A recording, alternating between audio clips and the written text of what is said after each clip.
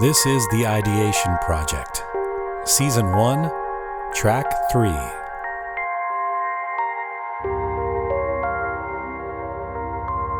What does it mean to truly embrace the idea that we are temporary? When you're a kid, you think you will live forever. You believe you are invincible. In some ways, you are. You haven't accumulated all of your imperfections thus far. You can take a fall and get back up without the aches and pains that will come. That feeling of forever pervades endless summers, long road trips in the backseat, and awaiting the elapse of another school year, which seems too far away from September to June. Then we get older, and one of the hardest parts of that is learning that everything ends.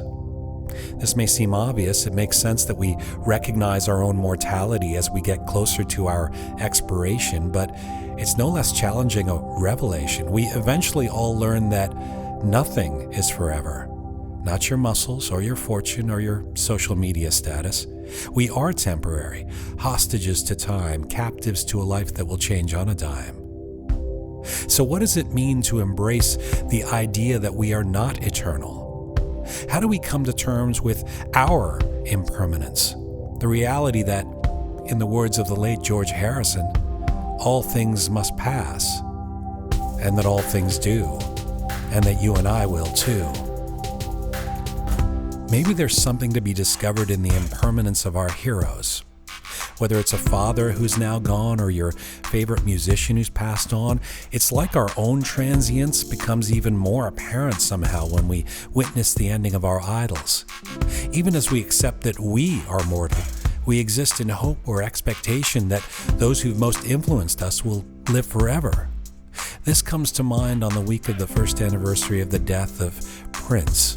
Musical genius, singer-songwriter, dancer, force of nature, a man who transcended race and sexuality, an artistic pioneer, suddenly taken from us in his 57th year. Living in a world without Prince still seems wrong. Like Leonard Cohen or David Bowie, Prince felt eternal, ageless. Surely there is no expiry date on a sage. His strengths went beyond any timestamp. And despite his decades of fame, his extraordinary talents were nowhere near irrelevant or diminished. In some ways, the world had just woken up to how powerfully influential and impactful he was.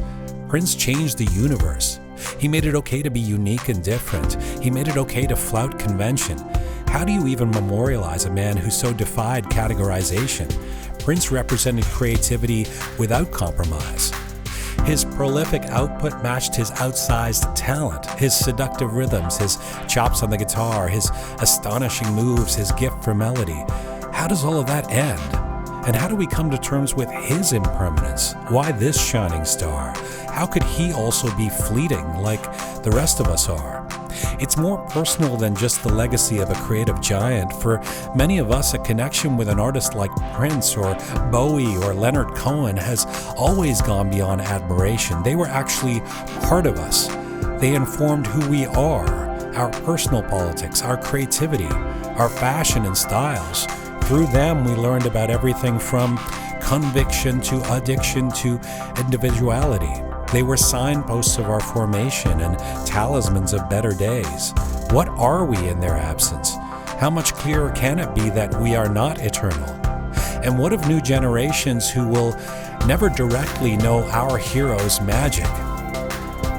Maybe in recognizing the transience of all life, even that of a creative deity like Prince, we somehow understand the importance of the present.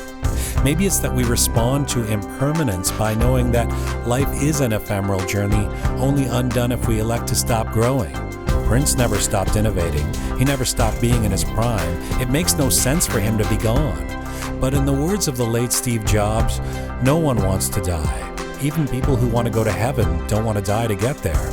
And yet death is the destination we all share. No one has ever escaped it. And that is as it should be, because death is very likely the single best invention of life. It's life's change agent. It clears out the old to make way for the new. Maybe we recognize that strangest of eternal paradoxes, that while we will eventually end, life must go on. It's only with that perspective that comes the realization your most difficult days are something to hold. Each moment another chance to be bold. Each morning a new opportunity to welcome change. Prince was fearless. And in his words, a strong spirit transcends rules. Maybe embracing impermanence also requires a measure of fearless and transcendence. It's a recognition that our path might be short, but it's within our hands to revise, alter, and vary. What does it mean to be temporary? Maybe no less vigilance in how we live, but maybe it's about knowing that we can evolve and that we ought to seize today as if it is forever.